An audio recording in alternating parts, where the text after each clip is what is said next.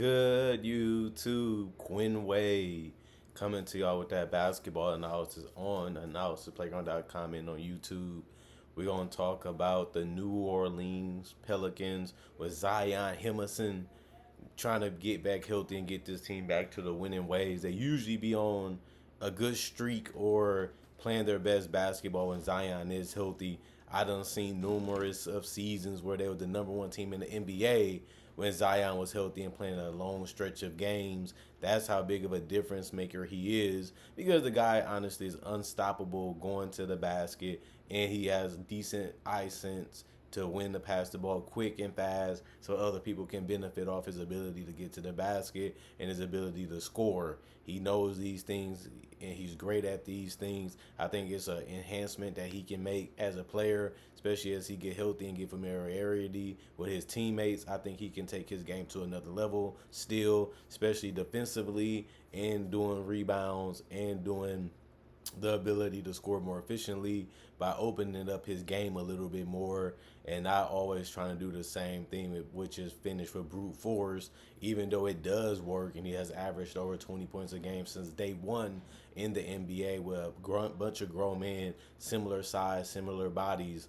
and he has shown that he's a one of one and one of the most dominant players in the game, which also has been able to lead to wins, like I said before, which is something that we have to give this team credit for because they made it to the playoffs again without Zion making a bunch of games, but they did win 49 games and 33 losses last year, finishing second in the conference, showing you that this team is not that far from being a legit contender in any conference, which is the truth, but they need Zion there. But one thing I would say, I like the addition of DeJounte Murray. He comes from the Atlanta Hawks, a guy that's long, lanky, fast, quick, and stay up in you, can get up in you, and he don't have to do as much offensively on this team. Maybe he goes back to that all defensive team like he was in San Antonio and really help this team. This team does have Alvarado, who's solid. This team does have CJ McCollum, who's a guy that can break down the defense with his handle, hit the mid range, hit the threes, play off the ball, be able to score off the ball from mid range and from three, and he can get to the basket and he can knock down free throws. And that's something that they wanted. That's why they traded for him. And having that type of backcourt where you can go smaller and quicker, or you can go big and strong with DeJounte and CJ or Jose Alvarado and DeJounte, that gives you more things you can mix up. Those give you more things you can do schematically on both ends of the court. And I just want to see DeJounte continue to play his best basketball again. You know, can he continue to hit the mid range? Can he continue to hit the three? Can he continue to get to the basket? Can he continue to stay out the way and know when to play his role and know when to take over when he needs to? I think that that's going to be a lesson, but I think he figured that out a little bit in San Antonio. He really learned that with Trae Young. You know, the small ball lineup has some interesting tweaks to it sometimes, especially under Quinn Snyder. And sometimes it worked, but it didn't work for a full season. This team has more talent and more versatility and more weapons than a team like Atlanta. So I can see him, being more uppity, more stronger, more faster because he don't really have to focus on the other things that he had to do on those particular team with less talent compared to a team like this that's overloaded with it. And I will say, I really like this Pelican team, and they're very fun. And I do expect them to be a playoff team. Alvarado is a guy that can cut you up off the dribble. He can make shots for sometimes from the perimeter, and he's a solid playmaker. You look at Jordan Hawkins; he's a big body at 6'5", at 22 years old, 190 pounds, ready to come in and contribute off the bench. Can make some plays, can make some shots. You look at Brandon Ingram, a guy that's literally still 27. You thought he'd been in the NBA forever. He'd been in his 30s now. He's still young enough to make adjustments. He's still young enough to be hungry because there's some things he wants to do and some things he wants to prove. And that can be his motivation coming back with a team that's loaded like this. And he can hit the mid range. He can do the off the dribble pull ups. He can get to the basket. He can finish strong sometimes and get to the free throw line and knock them down at a decent rate. And he also can hit the three on and off the ball, and I think that that's what they needed was a shot creator. Then they added CJ, then they added DeJounte. Now they have guys that can just take you off the dribble and score whenever they want to, however they want to, because you have to help some type of way. And then the ability to blend in and off the ball really makes this team a tough cover, and that's one of the biggest reasons when Zion is healthy that they have been one of the most difficult teams to cover because they always have been, and now they got a little bit deeper. And you look at Herbert Jones; he's a solid defender one of the best defenders, especially on the perimeter, standing in front of guys, being strong and being able to hold his ground and hold his stances and be able to intercept and deflect and being able to use that length and that size and that body to his full advantage. And I feel like when he made it to the NBA, I knew he would be a great defender, and he was able to hold some of the best players, on the perimeter or in the paint sometimes to all-time lows, or making it a tough night, or making them turn the ball over, or getting them out their comfort zone. And that's all you can be and all you can do as a defender anyway. He just does it at an elite level, so we got to give Herbert Jones his credit for being able to do better defensively than he ever has in his entire career, but being able to do it at the NBA level. Then we look at Eves at 20 years old. He's 6'11". Just another fast, quick athlete that can protect the rim possibly. He obviously got to learn how to play defense. He got to learn how to protect the rim without fouling. He got to learn to cover space safely, knowing when to help, knowing when to double team, knowing when to be there when guys are rotating, or you have to be the guy rotating to make sure the play doesn't break down too much. I think he has a lot of things he has to learn, but then again, it's part of the growing process, and he's 20 years old, so it's better to learn now than to learn later in your career when everybody's telling you what to do and you have to get it figured out before you're out the league. Trey Murphy, I look at him as a guy that can really be a microwave like scorer. He can come in and hit the threes, hit the mid ranges. He can come in and get to the basket sometimes. He's just another guy that you can't really, prepare for, just because his team has so many people you have to pay attention to. And since he can create his own shot like these other guys, he's just another weapon that this team obviously is going to benefit from.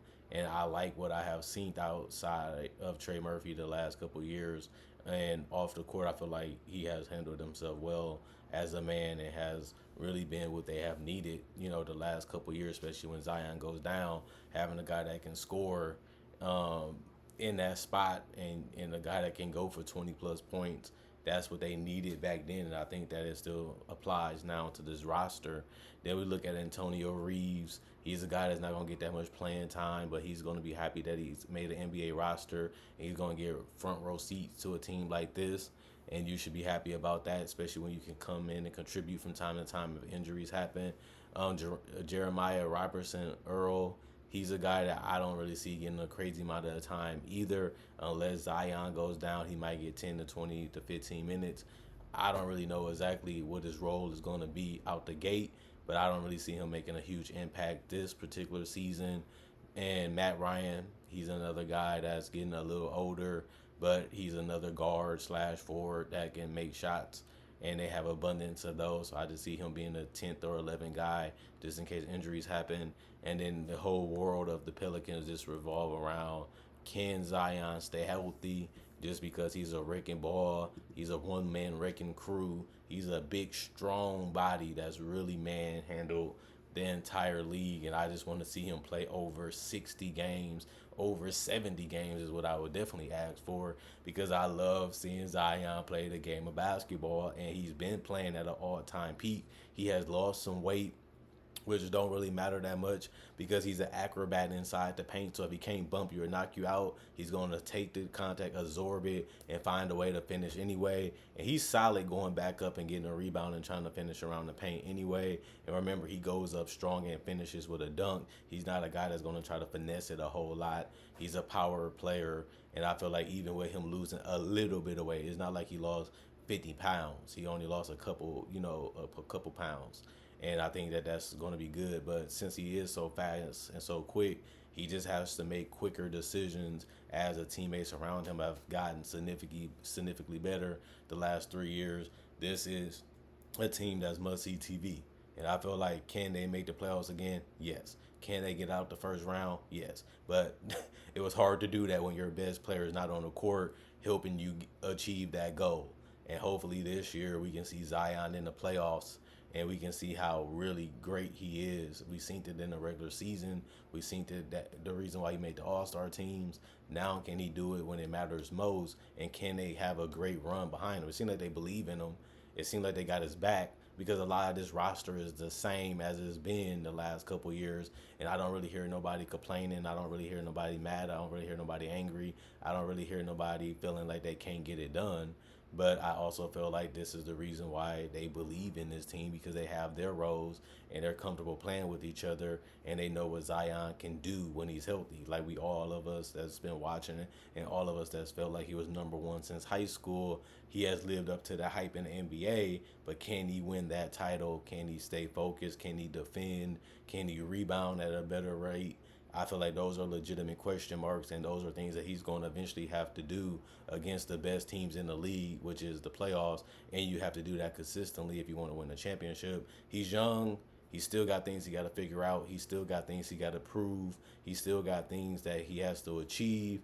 And that's, as a fan of the game, I want to see him do. And I'm rooting for him because he makes basketball better. He makes basketball funner to see, and he is a guy that we want to see succeed since day one, and he has done it. Now he just got to push himself to another level. Like DeJounte said, I'm trying to come here and make this team better. I'm trying to come here and make this team greater. I'm trying to come here and even make Zion better than he has been on both ends of the court, because that's what we're going to need to do if we're trying to win and be taken serious as a contender in the Western Conference. Will they be a top 6 team? I wouldn't be surprised, because they've been that if Zion is healthy.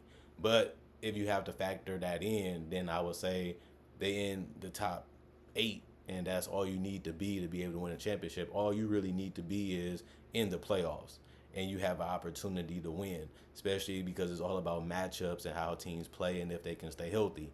Obviously, that works more against Zion and the Pelicans because they haven't been able to do that consistently, but you only need to have one run. You only need to have one streak to be able to win it. And that's all you really need to do to prove your doubters wrong, is to be able to show them that you can do it and show them that you can be able to do it at a dominant level, especially as a team, which I think this team is young enough, they wise enough, they smart enough, and they already have enough playoff experience over the last couple of years to do something. Now they just need their superstar player to step it up a little bit, be healthier a whole lot more, and be more dominant as he is healthy too, and show that he can do that for a long period of time will even help their argument a little bit more as teams fall under the apron and under the tax, and they got to get rid of this and get rid of that. David Griffin has did a great job of keeping his team contractually done well, keeping his team prepared for big moves to happen, as he kept a lot of decent assets on decent contracts.